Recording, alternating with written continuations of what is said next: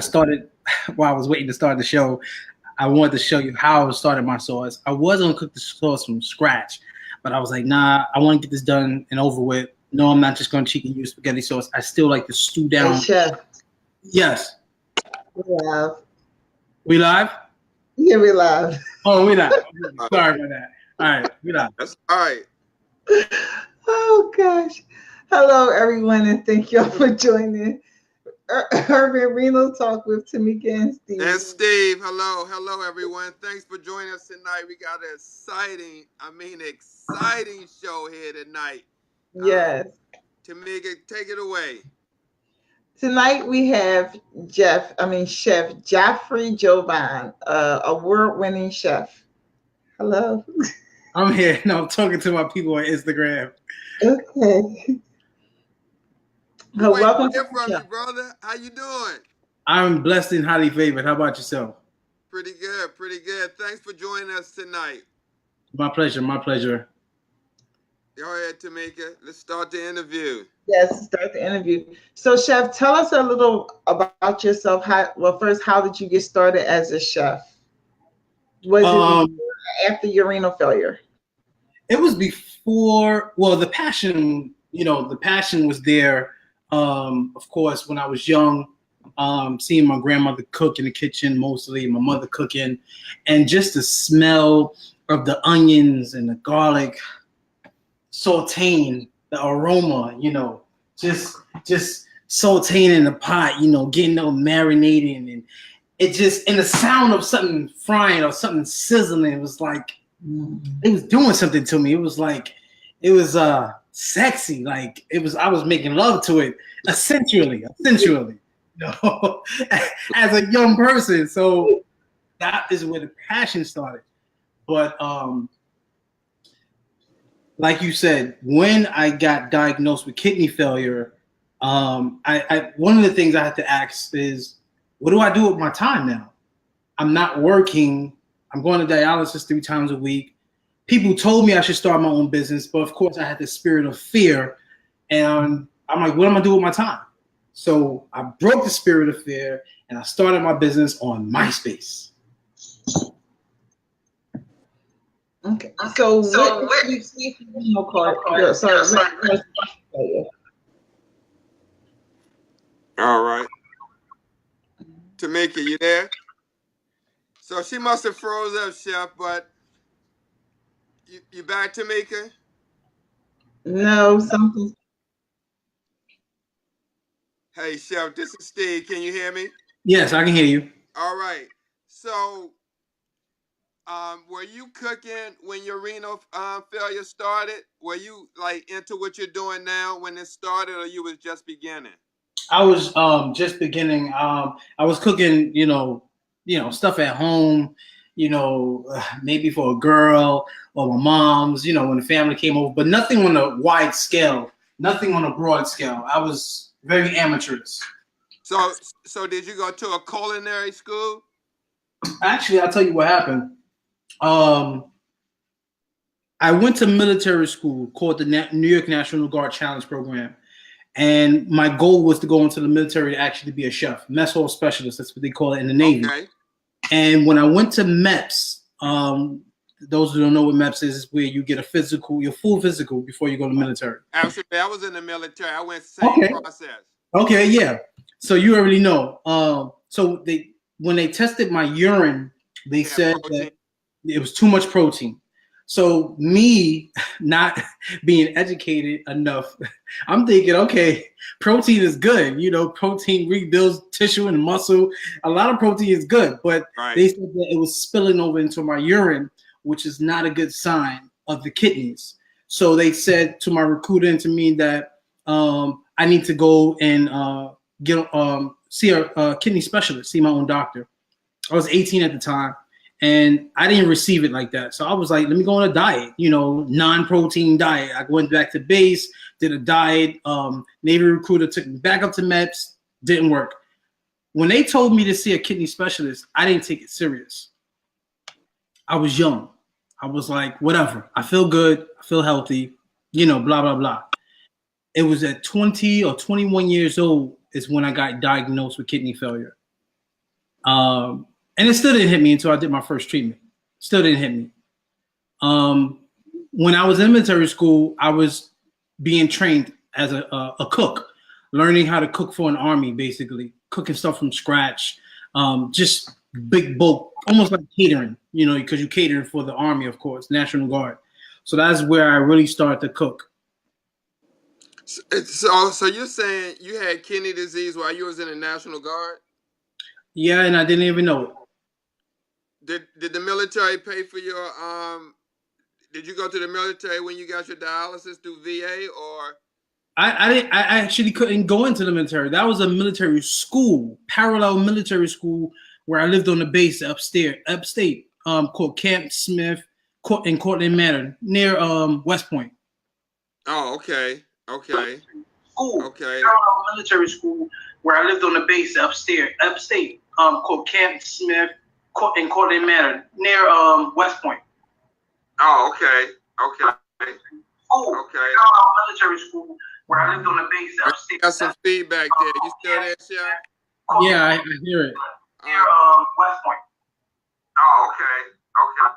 We got to take it.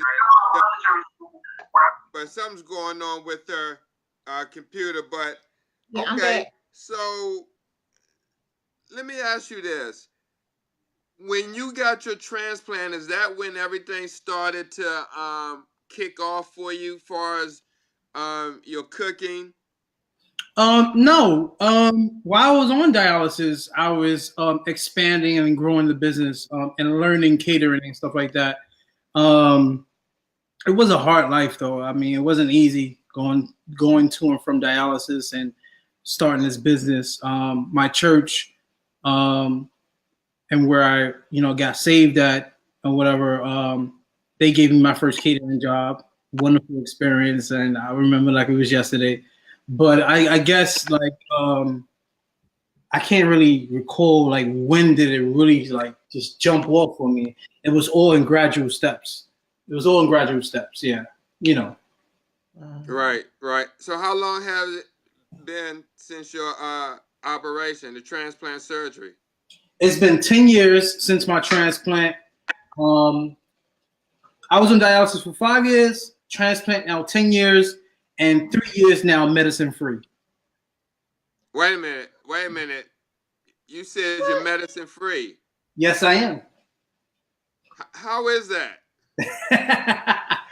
All right. So before I even tell you, like I say on a lot of interviews, my testimony is my testimony. Right. I'm gonna close the back door. My story is for me. Mm-hmm. And what I mean by that is because I've had people come up to me years later and say, "Hey, I heard your story and I wanted to try it. I came off my medications." That's not the point of the story. So what happened was, you take the anti-rejection medicine. Those who don't know, you take anti-rejection medicine so that your body doesn't reject this foreign organ. Because your immune suppressant, that's what it's built to do, your immune system. So I was taking the medicine, of course, beginning transplant. And what happens is you go back and forth to the doctor. They test your blood to see where your levels is at, how much you should take, if you should take more, if you should take less, so your body can work right with it. Sometime I did a shut-in with God. I locked myself in church literally for a week. My pastor allowed me to stay at the church for a week and shut myself in with God. Basically, I woke up with God and went to sleep with God. And in the midst of that shut-in, God told me that he was going to make the kidney in me one. I didn't know exactly what it meant, but I took it for word that he was going to make the kidney one. I thought he was going to rejuvenate the kidneys that's already there. That's what I thought. So years later, once I got the transplant, I came off the medicine gradually, not on my own doing, but like sometimes like when you're traveling, you forget your medications and then like, everything's all right. Went to get my blood tested, everything's fine. And then one day I heard God say, "You don't have to take your medicine no more." I didn't tell the world yet after that, but it was between God and I. And that's when it happened. I think maybe a year later, that is when he finally said, now you can go out into the world and tell people. And I tell you, Steve and Tamika, I tell you, I kid you not. When I went out and told people, the first place was church. I stood up and told the church what the miracle, what God was doing. It was a little bit scary because all you can hear coming at you left and right is, oh, God is so good. Yes, God is good, but maybe you should take your medicine. So I was challenged in my faith, and I would go back to pastor and say, why are people saying this? People of faith are saying God is good, but maybe you should take your medicine. Then I had people tell me on Facebook and different in the kidney groups, oh, I'm gonna follow you. Some people was gonna follow me just to see when it fails. They're looking for the failure. And I said, how can people believe in God's power and then put a but on the end of it? The pastor would tell me, people are like that. People don't know where their faith is at until it's really tested. Right. Absolutely. Wow. So you said you've been off the meds for 3 years? 3 years. Wow, that is amazing. Amazing. And how often do you get your blood tested? Once a year. And HCA, is your creatinine levels, are they the same? Are they go up? Do they come down? Where do they hang around? Check this out. So for those who don't know, when you get your blood tested, they're testing your blood and the transplant range for you, Steve and Tamika, when you get your blood tested, you get your blood tested for natural range. Right. Not for somebody that had a transplant. Exactly. So it's two different ranges. Yeah, yep. Here's the kicker. When they test my blood, my results is in the normal range. I'm over here. Normal range. Not the transplant range. Wow. That's just up. That's just up. Wow. That's a blessing, brother. God bless you, man. Wow. Yeah. To God be the glory.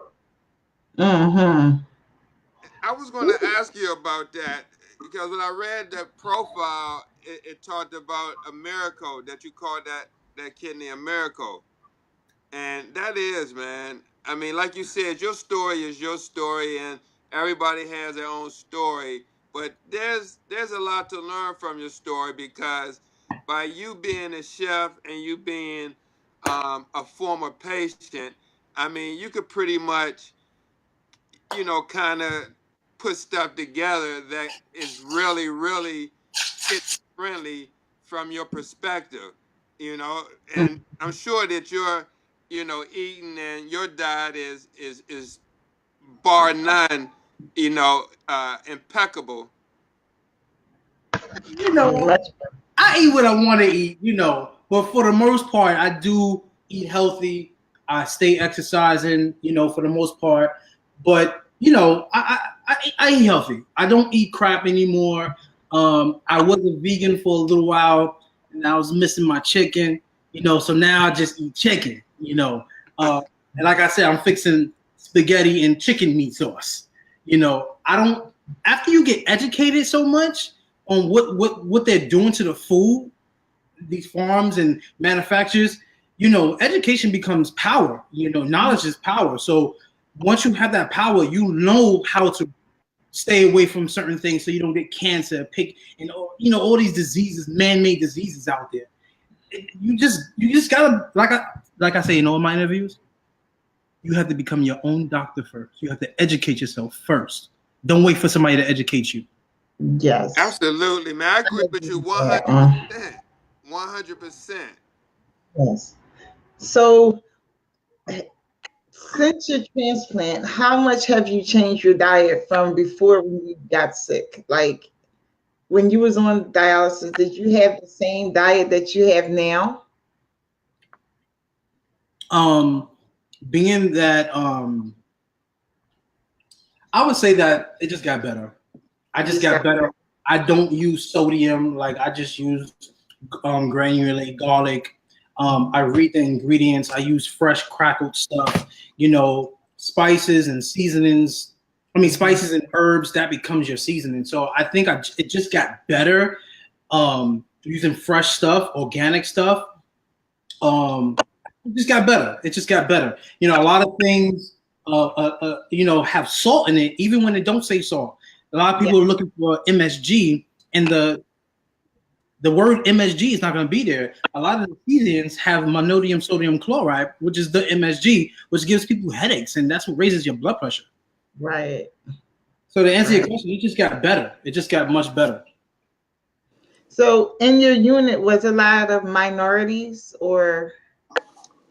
I tell you, one of the biggest struggles I had on dialysis at the beginning stages was I was 21 years old, and everyone that you see on dialysis is older, senior citizen old.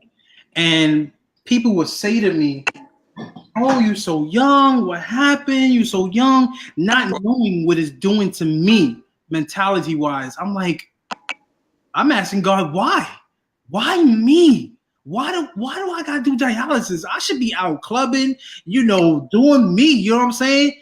That whole dialysis life just stopped my life tremendously. I was not the average 21, 22-year-old. So I saw a lot of old people. You see people dying almost every week. Somebody would die either on the machine or at home. And that's just one of my other points is dialysis is not a way of living. People die on dialysis. Puts a big strain on the heart. But just because I say that and I tell people and I educate people, dialysis renal failure has no age restriction, has no gender restriction, has no race restriction. Babies are born with it. You have kids on dialysis every day. Yeah, you're right. You're right. So you don't feel like dialysis is a way of life for others? I know it wasn't a way of life for you, but there's people that opt out of wanting a transplant. Yes, very true. I'm fortunate enough to work in the emergency room and come upon a lot of people in the medical field. I mean, as patients, I see a lot of patients, and once I tell them, it feels so good. I say, "Oh, you do dialysis? Oh, I used to do dialysis too. I was doing that for 5 years," and I'll just wait because I already know they'll do a double look. They think I said I used to work at dialysis, and then when they catch them, they be like, "You dialysis, dog?" See, yeah. Wait a minute. Did you work in the emergency room? Yes. Yes. Yeah. Mm-hmm. What, you an EMT? I'm an ER tech. Yeah. Oh, right now? Yes. Oh, I didn't know that. I just thought you traveled, just doing the your chef cooking, but I didn't know that you was also involved in medicine as well, man. Wow. That's what got me. That's what got me into the medical field, because sitting there watching how the dialysis room flows, the machines, the nursing, I was like, I think I could do that. That's what piqued me into the medical field. God knows what he's doing. God knows what he. Oh, absolutely, absolutely. Now that I know that, that's amazing. From going from being a patient on dialysis, working in the medical field, and then also being an award-winning chef. I mean, that's amazing. Yes.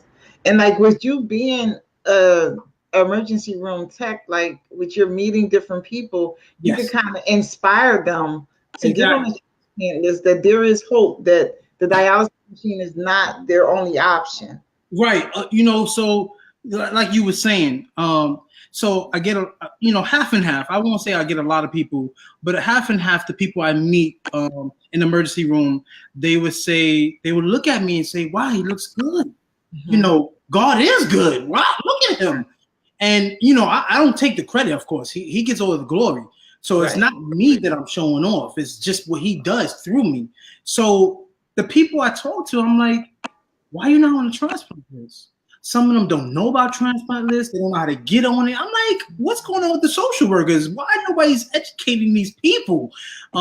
So a lot of them have other illnesses as well, which I understand. You may have lupus, you have CHF, you have some type of heart problem or liver failure that may stop you from getting on a transplant.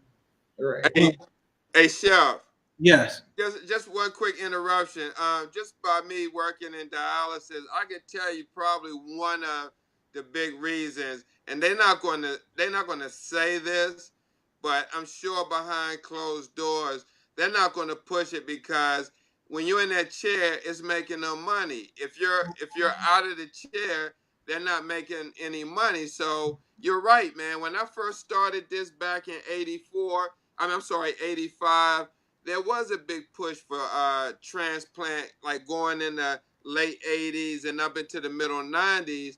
But then what happened, you start seeing an explosion of dialysis units. So you sounded much better just now. Whatever you did, you sounded much better just now. You sounded louder.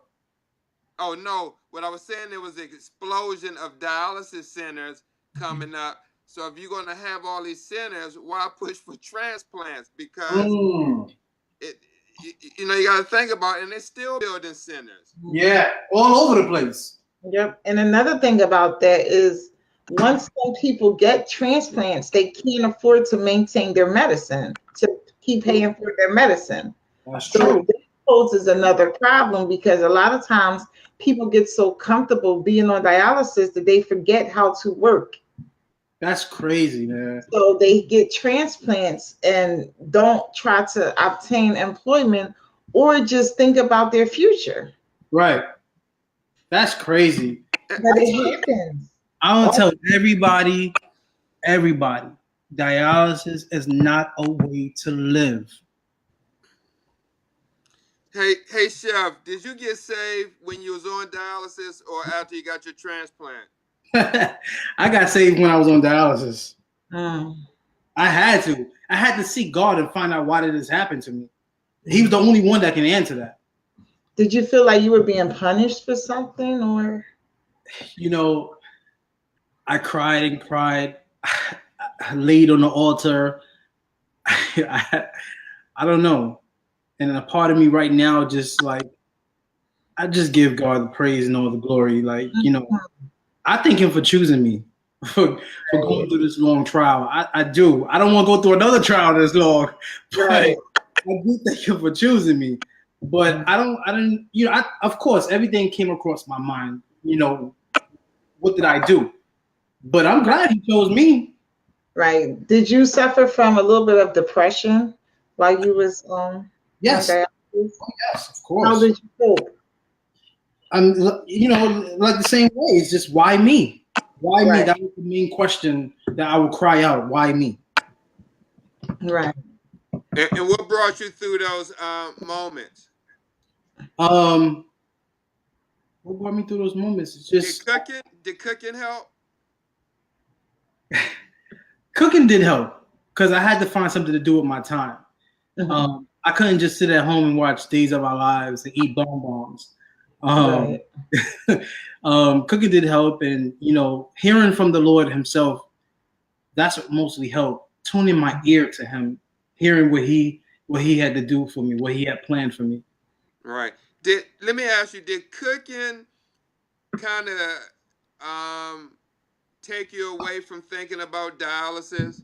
Was that like an outlet to where you didn't have to think about dealing with the disease? You can say that. You can say that. So did you put your best? Is that when you put your best work in? I mean, I know you're a good chef, but did you really grind during those times to get you to where you're at now? Oh yes. Oh yes. Oh yes. It made you kind of zone out to a different place, right? A place of happiness. This is what I'm going to do with my time. Yeah. I knew God had a plan for me. So when I started the business, I knew he had to be with me. Mm-hmm. And sometimes I tell you the truth. Sometimes, even to this day, I still ask, God, is this what you want me to do? My business is not where I wanted to be at. It's probably where he wanted to be at. It's not where I wanted to be at. Right. Wow. Wow. So let me ask you, what what would be your advice for someone right now watching who is on dialysis, but they also have, something passionate that they do, and dialysis has been kind of a hindrance to them, but still had that passion, the fire, is not all the way out, but it's dim.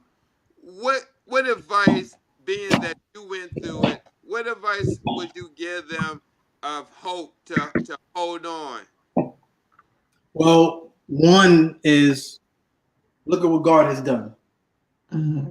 That's one. Two is I like to tell people at the end of each show, don't look at your glass half full, but look at it half empty. With every opportunity and every trial, there's always a blessing. So, in other words, instead of looking at it like, damn, I'm on dialysis, got kidney failure, I can't play sports, I can't drink all the water I want. Look at it as a blessing. You got to turn it around. What can you do with your time? You got a passion? Go for it. There's school. There's a lot of programs out there that give money to people with disability to go to school to perfect trades. I say seize the opportunity. Right. I tell my patients that too, especially the young ones. They're just sitting there, and I'm like, you have 4 hours on here. Use your time wisely. Write a book. Yeah, there's 3 things in life you can't get back, and it's time, words, and opportunity. Time waits for no man. Yeah, so this right here, you have the time, and you have opportunity. You can get help from the government just because you're on dialysis. Right. So take advantage of it. That's right. Now, and this is the only place you could go where it's all about you, where if you need water, we're going to get you water. If you want your chair pulled back, we'll pull your chair pulled back. You want to sit up, we'll sit you up. You want your blanket fixed, we'll fix your blanket. So use time wisely, not just to complain, but to turn your negative into a positive, because you only truly have one life. Absolutely. Absolutely. Hey, Chef, can you tell us some of the celebrities that you have cooked for? Let's see. Total from Bad Boy. You remember Total? Kiss me. Absolutely. All that I've been. No. Sassy from Black Ink. Wow. Just the names that come up from my head. Case, that's my dude right there. Oh my gosh. Rick Ross. Wow.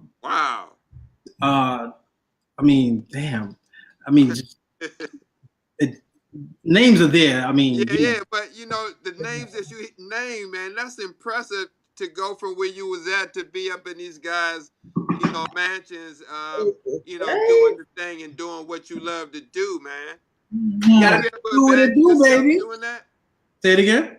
I said, when you was there, like, for instance, in Rick Ross' place or cooking for him, did you, like, pinch yourself or ever think, how did I end up here? Or, like, thank God for bringing you to that point? Always counting my blessings. The thing is just keeping up, keeping up in that life, how do you say it? Just keeping up in that realm is the hard part. So, hopefully I have attained a manager. He's going to keep me there, especially, being in a new location. But, I'm always counting my blessings, always. What is your most memorable experience doing what you do? As a chef or being a renal failure survivor? All of it. My most memorable experience is just when I got saved. I remember like it was yesterday. And of course, being on dialysis, I will never forget what that experience is like. But being a chef is just, every day is another opportunity. It's growing and it's growing. I'm waiting for bigger opportunities. I'm waiting on God to enlarge my territories. As he told me, I'm waiting on it. But yeah, I'm, Hey, Cheff, so can you describe that moment when you got saved? I was at the Lord's Church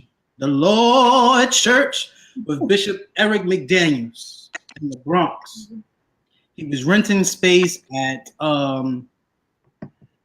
Hostos College, and a friend of mine, Dewana Haysworth, invited me to service. And I don't know, I remember how I got on the pulpit, but I was on the pulpit, and I don't know, the move of God was there, and I was banging on the floor, just crying out to God, and that was it. The Holy Spirit grabbed me. I felt the joy of the Lord grab me. He was talking to me. I heard his voice. And that is when I gave my life over to the Lord. Mm. Wow. Have you been baptized yet? Oh, yes. Definitely. Oh, yes. Definitely. Wow. Do you think from this experience it has made you a better person? Absolutely. Who knows where I will be?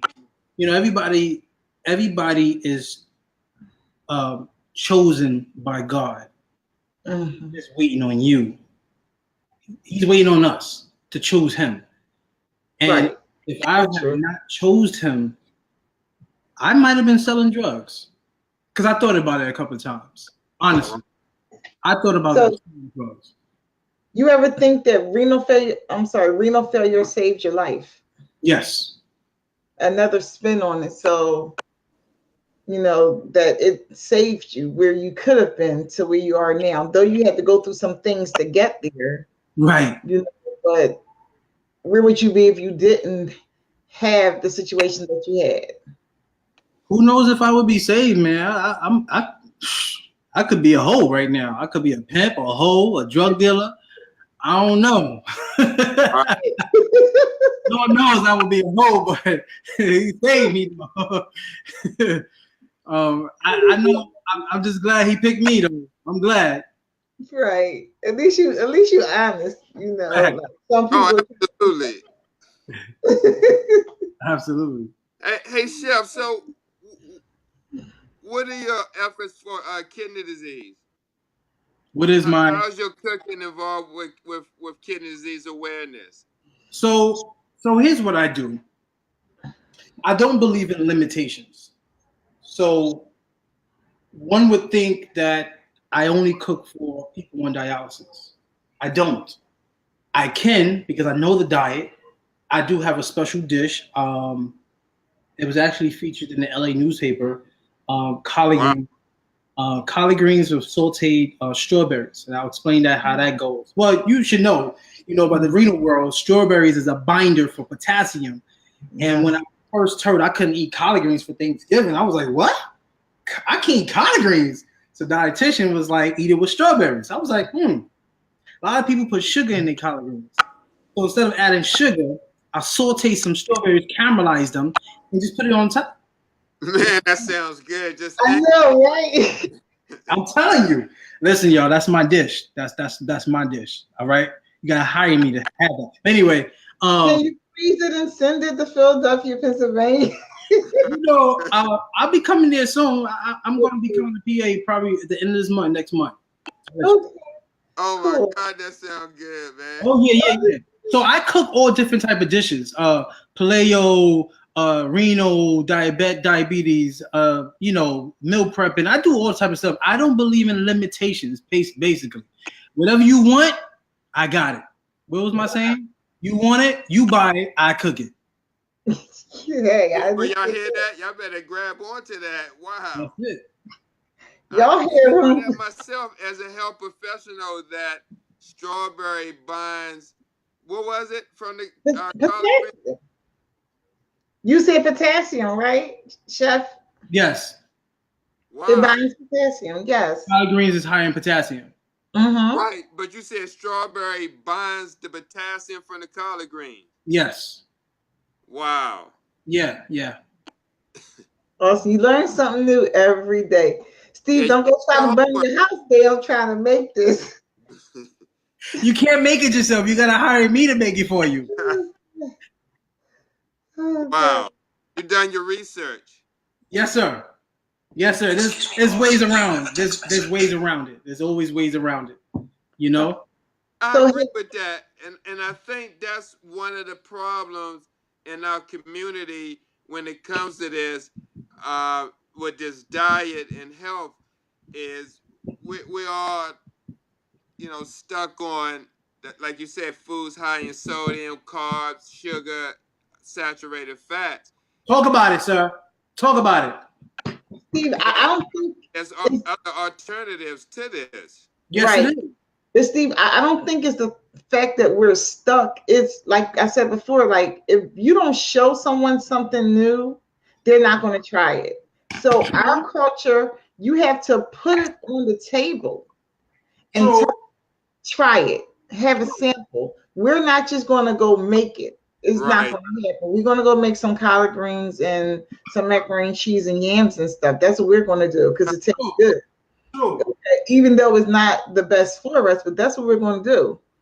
Instead of someone else coming along saying, okay, well, if you want to eat collard greens, add strawberries to it. Right. You know? So another way to spin it is to show them how to do it. True. You know? And that's when the chef has his own Renal channel where he showed how to cook. I'm just that. Talk about it. Somebody said I need a bigger kitchen. I'm just stuck in this corner for a show. Man, that would be great if BET had you, the Renal Network or something like that. Who got YouTube? Put it, we don't, YouTube. Let's do it. Absolutely. Yeah, start from there. Start from there. Let's do it. Now, there isn't any renal chefs out there that's broadcasting great meals for people on dialysis or people that's in renal failure or has some type of kidney ailment. There's no one out there is educating them. They give them things to read, not something really to try. It's different. Yeah. You know, the spaghetti Barilla on sale right now, 4 for $5. Like vegetable pasta. I see. I've never seen that before. No, I've never seen the veggie kind. You got vegetable pasta. You got chickpea pasta. You got black bean pasta. You go to Trader Joe's, you see all that. Oh, okay. Steve, did you know that? No, I didn't. I just learned something new. I'm going to go. I got a Trader Joe's near my house. Dang, man. No, Gina. This is why we need the Renal Chef. Like, we need you to have a renal network where you're teaching people how to cook. I'm just saying. Like, I'm going to do it. It's a market for it. Yes, it is. You know, you can help people learn how to eat better while on dialysis. Instead of eating hoagies and cheesesteaks and chicken platters while on a machine and eating Skittles, they could find something else. Listen, you know one thing that confused me? When I used to go into, I'm going to shout them out, Mount Sinai Hospital, where I got my transplant at, one of the best transplant lists in New York State. When you go on the kidney floor to get your checkup, tell me why is there a coffee station in the waiting area? Coffee's not good for the kidneys. Wow. Especially after that's because they don't care. They don't care. There's a dialysis center here in Philadelphia that the technicians can serve the patients coffee. And though they pay very good, I'm sorry, I can't do that because I've seen patients choke. That's not good. Yeah, that's not good. No, but the creamer, the phosphorus in the creamer.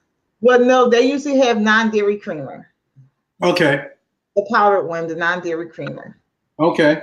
Out in the waiting room. Yeah. But what about before patients come to dialysis? What about they give them the little 4 to 5 ounce cups, but you know, Miss Kathy is going to have 4 cups. You know, there's going to be a patient that's going to take 2-3 cups. So those 2 cups added up to 12 ounces. And a cup of ice. She has, and a cup of ice, yes. And was inside her pocketbook. So they're just. Jeff, I wanted to ask you. I saw your video where you announced that a young lady offered a cook-off. Did that ever happen? No, it didn't happen yet. It's gonna happen in October. So what happened was I don't know who she is. Her name is Gina. Coming after you, Gina. And she found I guess she found out I was coming to Florida for something, and she challenged me to a chef throwdown. I'm like, who is this? And she did it live on her Facebook. I didn't get to see it, but she tagged me in it. So she was like, I'm challenging this chef to a throwdown. Like, you know, I guess she's known in her area. She lives in Deltona. And you know, she has a ghost restaurant. If you know what a ghost restaurant is? Or is it like a set-up restaurant? You go places and set it up and break it down? Ghost restaurants, you run your restaurant out of your home. You sell plates. So she's known for that. Cooking Puerto Rican food, you know. She Puerto Rican. You know, I'm an all-around gourmet chef, you know what I'm saying? You know, so she challenged me, so I had to go on, you know, and respond to her. So I did this video. I went live. I got over 65,000 views right now. I'm sorry, 6,000 views right now, the video I did. So it's a big talk now. People still hit me up that live in Deltona. They can't wait till I come down. And they said that, so I accepted her challenge. Yes, I did. So I'm a gourmet chef. She's a cook or a chef, you know, and she challenged me. So I'm fine. It's all good because we're going to do it for charity. The majority of the proceeds is going to go to our choice of charity. Hers is Alzheimer's, and you know what mine is. Absolutely, Kennedy. So it's going to happen in October. We're trying to make it really big. So far, we think it's going to be bigger than we expected.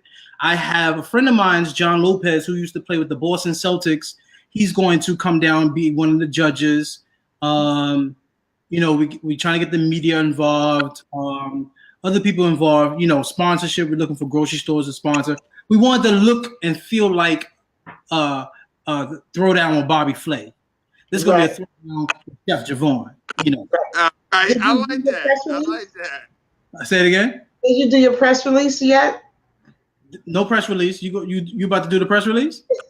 No, I'm just saying your press release needs to go out now. True. Who's gonna do the press release? I'll send you some information about press release. See, Gina. See how we do. That's a blessing. That's information about press release. Big is very good at that. Oh my goodness. So I'm very excited about it. I'm still hearing people from Deltona talking about it. They hit me up on that same video. They hit me in my inbox, you know, and I'm hitting people up saying, listen, I'm down in Deltona. Let me cook for you. I'm going to be a personal chef before the event, after the event. You know, I'm trying to expand. God's going to enlarge my territories. Right. So I have a quick question. So about your skin, I see your skin is very well moisturized. Did this happen before or after you got your transplant? I believe after dialysis, after the transplant, because I drink a lot of water. I drink 98% of the time water, and water really hydrates your body, your skin. You know, come to think about it, your body is mostly water anyway. Right. I don't drink the sodas and all the food coloring and fruit punch with all that those numbers. I don't know what those numbers mean. Why am I drinking it? The red number 5 and number 4. That's good for you. Let me tell you this, Steve. Check this out, Steve. Mm-hmm. When I was in military school, we used to use Kool-Aid to clean the grill. Wow. Kool-Aid to clean the grill. We mixed it with some ice water to cool it down. Throw it on the griddle. And the griddle was brand spanking silver clean. I wonder if it was the acid in the Kool-Aid. You see what I'm saying? Kool-Aid downstairs. I'm about to go clean my grill.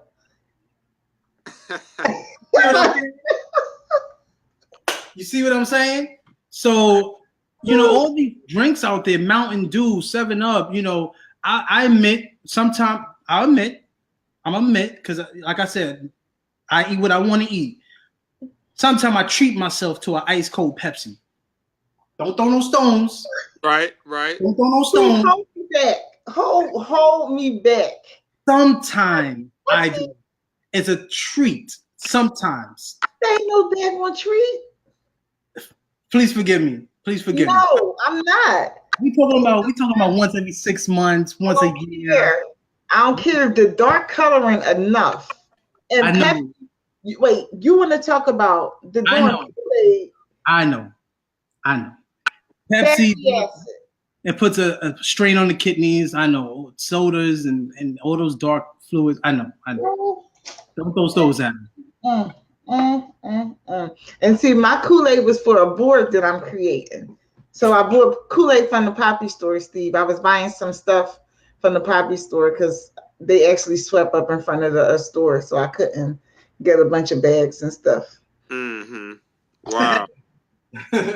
Yeah, I'm creating basically a makeshift store on a foam board of when the people or the children walk into the corner stores, what they actually see. That's what's up. All right, you did mention that last. Yeah, so I've been working on that, trying to grab stuff. I don't want to purchase everything, but I'm trying to grab stuff that I see on the ground and pick it up. They probably think I'm crazy because I come around there every day, looking for trash.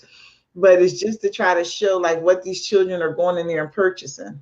That's what's up. Hey, Cheff, let me ask you, what was that defining moment when you made that decision to stop taking your medicine?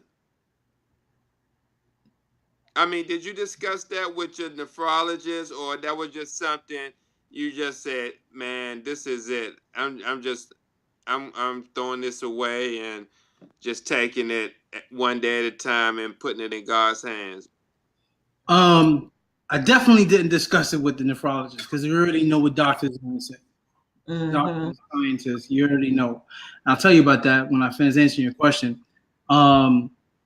I already knew I was going to be good because those times where I went without my medicine, maybe it was for 2-3 weeks, and my blood got tested. It was when it was fine. I was like, okay, and again, I closed the back door. That don't mean everybody can do that. Doesn't mean everybody can do that. Right. But I already knew I was going to be good. And like I said to you earlier, when I started telling people Facebook and church and stuff, yeah, my faith was tested. It was tested. The devil was coming at me in different ways. Maybe you should take your medicine. Maybe you should take it once a week, and stuff like that. But man, when God said He got you, He got you. Mm-hmm. When you hear directly from the Lord, He got you. He got you. Right. So I wasn't nervous enough after that. I was like, I'm good. Let me tell you, one of my recent visits to the doctor this year in Pennsylvania, in Allentown. I said, new doctors, they get to know me, who I am, and stuff like that. And I told them, they say, "Oh, you on medications?" I'm like, "No." And they were like, "You get a transplant? On medications?" I was like, "No." Long story short, the doctor said to me after I told him why. And sometimes I'm reluctant to tell the doctors why because I know in their mind they're doctors. God don't come first in the profession. No, don't. No. So when I told him, he said, "I'm a man of faith, but I still think you should take your medicine."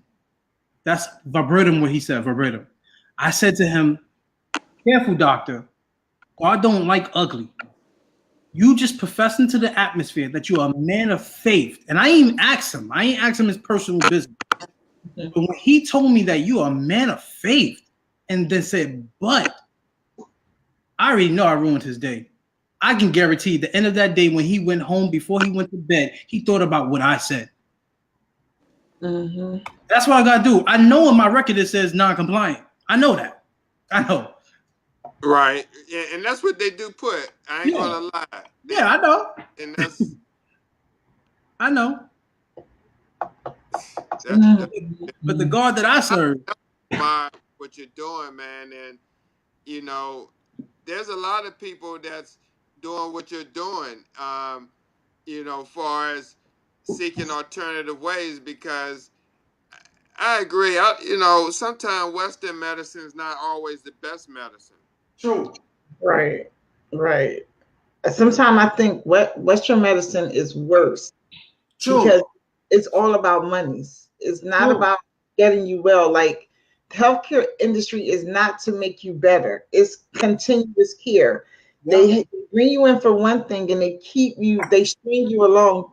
It's not that you get cured. You don't get cured from anything in the medical field. Anything. Yeah, it's almost like they just treating the symptoms and not the actual cause, Right. the root cause Well, of the I don't situation. think they care about the cause. No, I they don't care don't about think they the care about the cause. No. Because half of the people that's on dialysis don't know why they're there. True. And they still haven't found a cure for kidney disease, so they darn sure don't care about the cause. Let's put it out there. Let's put it out there and be frank. There is a cure, just like there's a cure for HIV. Dr. Sybil.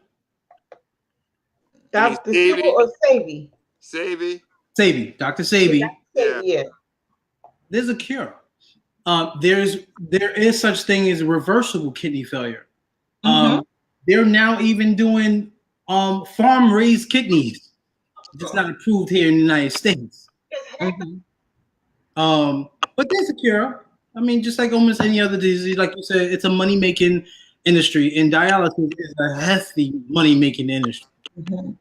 They even did some research on apes to try to see if we were compatible with an ape kidney, because apes and human are like 98% alike or something like that. It's a real high percentage.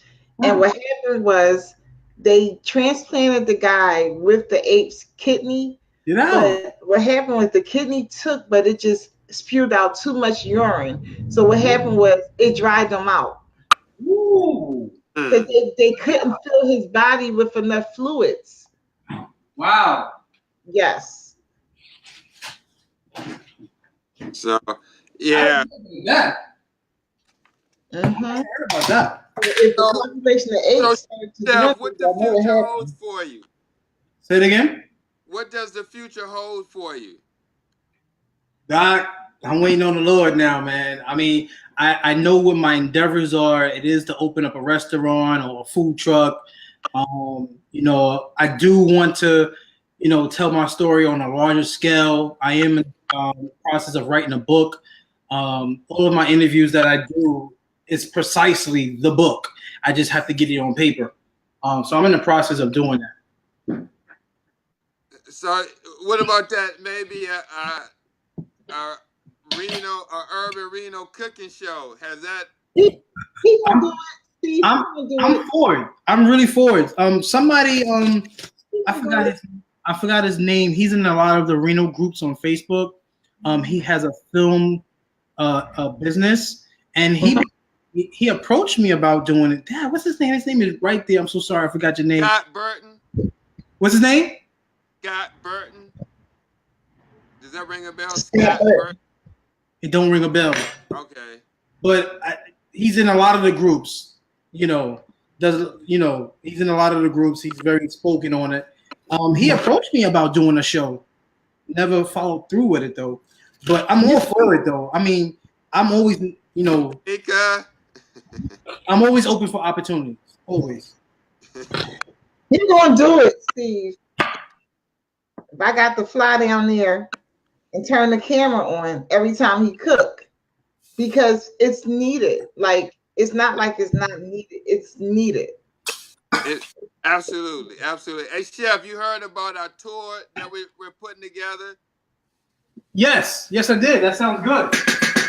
Yeah, we're trying to go through faith-based organization churches, because we are the message and the presentation with this tour has a biblical message that corresponds with healthy eating and healthy living, because it mentions that in the Bible about eating plants and vegetables, And Yes. in Deuteronomy, it talks Yes. about not eating a pig. Yes. Yeah. You're absolutely right. And I mean, so, that was the whole basis of Cebu's cures. It was eating of the natural of the earth. If you think about it, back in the days, Africans, they weren't getting sick. They would quinoa and all these stuff that we now embarking on. That was natural to them. Right. That was natural. Do you think a way, and you can't end kidney disease because there's other diseases that we just can't even touch on, like polycystic kidney disease and lupus and stuff like that. But do you think that if we reach the children, if we Yes. teach the children now how to Eat. farm and how to eat better, it Yes. can save a generation from being in a machine? Absolutely. Got to start from home. The Bible says the raise up a child the way they should grow. Absolutely. Mm-hmm. Hmm. hell, Absolutely. let me ask you one more thing. Have you thought about a renal cookbook? Say it again. A renal diet cookbook. There's a lot of them. A There's a lot urban of them out diet, there. renal diet cookbook. I'm sorry. What was the question? Have you ever thought about creating one? No, I like to do stuff that's different. That's not being done. There's a lot of renal diet cookbooks out there. Okay, hold up. So you say that, but there's a lot of sneaker companies out there. It don't stop them from making sneakers. That shirt you have on, how many people are making t-shirts? That's true. People are making aprons.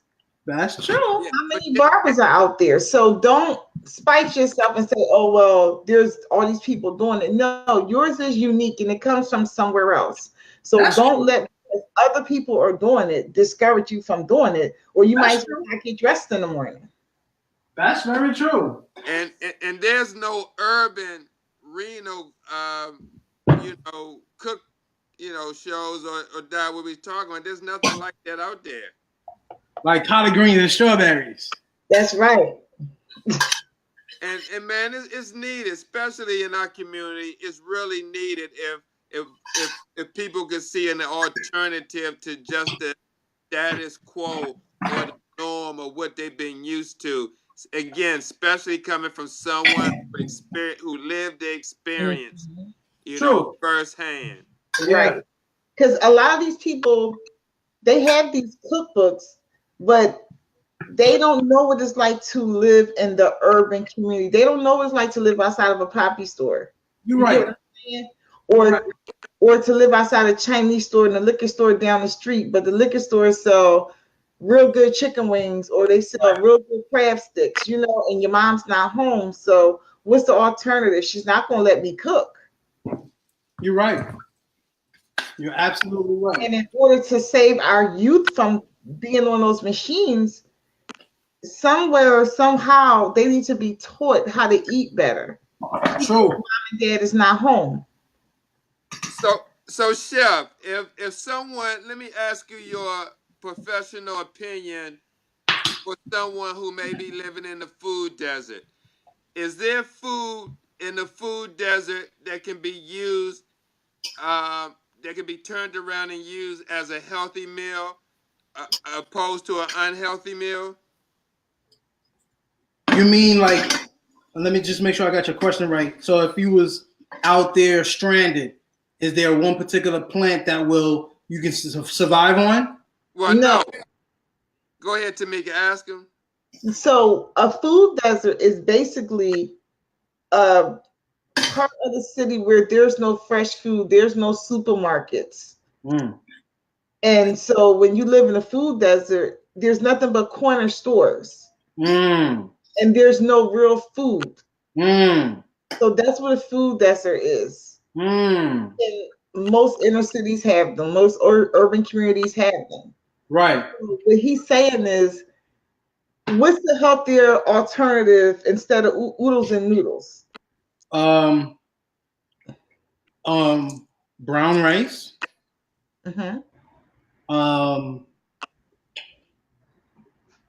Let's see.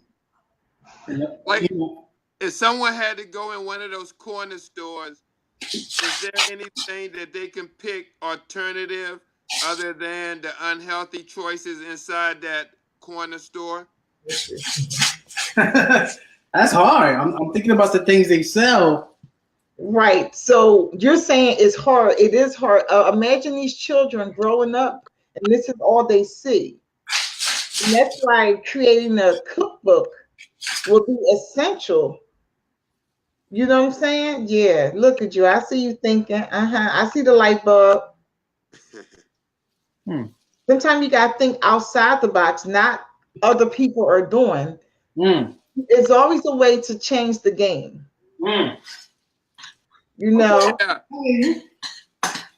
This is a saying I got off of one of my motivational tapes, is that to build a new model, you have to make the old model obsolete. Damn. Yep. Go Yes. ahead. Yes. I agree. And then because you're a celebrity chef, you wouldn't believe how many people would gravitate to you because you've been on dialysis. You were in kidney failure. You have a transplant. You're 3 years without the meds. People will look at you and say, okay, if he can do it, I can do it. Facts. And you can speak to their children. You know, you can speak to them about living differently when you live in an urban community. No one's focusing on the urban community. Facts. Especially with the high rates, there are younger people getting on dialysis now more than ever. Yes, it's true.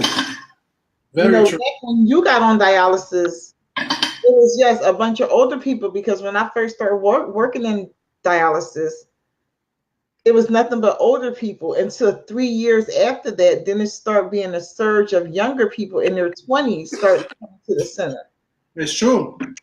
And I've been working in dialysis this year, 19 years. Man, I've been trying to get a job in dialysis for the longest. And I think I'm the most qualified because I was a patient. I don't know why I haven't gotten an interview yet.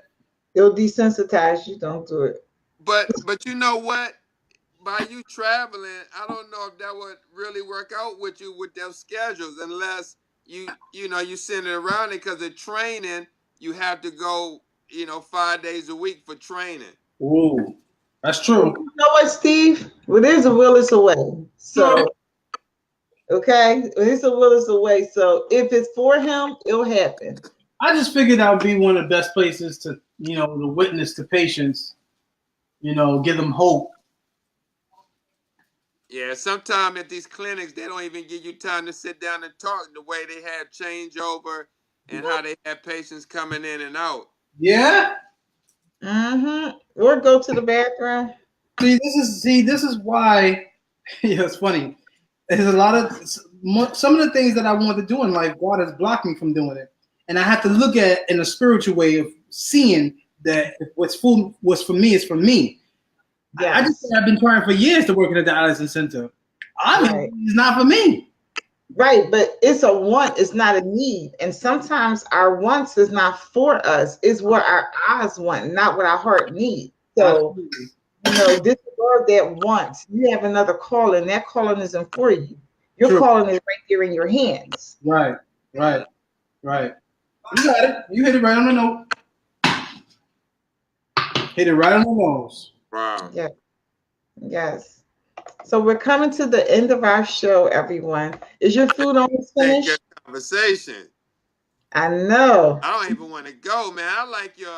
We're gonna come back again. We're gonna bring him on again. Oh yeah, I like your vibe, man. Yes. I really do. This is our cousin, Chef, our cousin. Oh, okay. I'm finished too. I'm about to plate. Hey, Chef, are you available on Sunday mornings? We starting a new show called Sunday Morning Transplant Coffee Talk, which will be starting July 29th. Every Sunday thereafter at 11 a.m. to 12.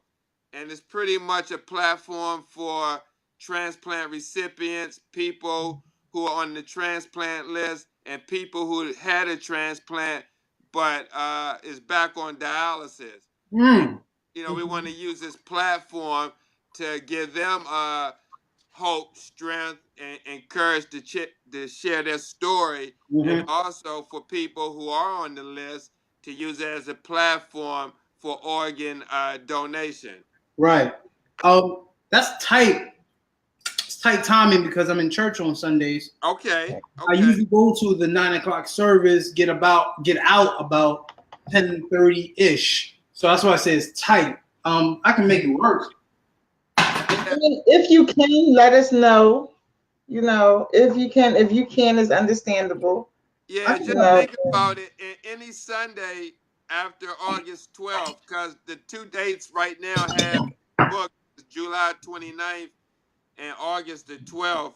But any dates other than that on the Sunday is great. You know, it could be in September, October, anytime. But I would love to have you on to talk about the transplant process to prospective transplant recipients and people who are waiting, and then also people who transplant has failed and they're back on dialysis. Because I know many people that has happened to. They're back, you know, trying to get back on the list again. Wow. And then trying to get mentally acclimated to these machines after you had your transplant and you was off of it. You know what I'm saying? Like, that has to be devastating in itself to have to walk back into that cold place. Yeah. That's another transition right there.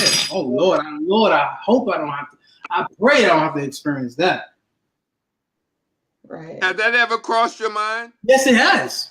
Oh, yes, sir. Yes, sir. Yes, sir. They say the kidney only lasts 20 years. I met somebody, came to the emergency room on his 21st year, has failed. I believe God. Mine is, what I say at the beginning, he said he was going to make my kidney and me one. Mm-hmm. So I have to trust and remain to believe, continuous to believe that the kidney and me is one and it's not going to fail. Right. And Tamika, that's another thing. I know we're winding down, but that's what Cheff just said about they give, it technically is about 15 years they give you with a living donor.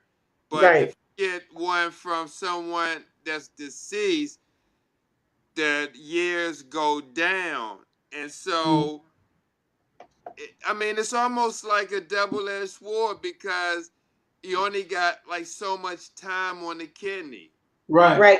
It's a double-edged sword. For one, they're giving these compromised kidneys, and it's damned if you do, damned if you don't type of kidney.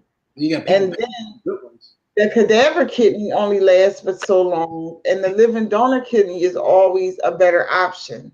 Mm-hmm. But they don't tell a lot of people that. What they do is they get a phone call, oh, we have a kidney. Mm-hmm. And they're like, okay, they don't ask any questions.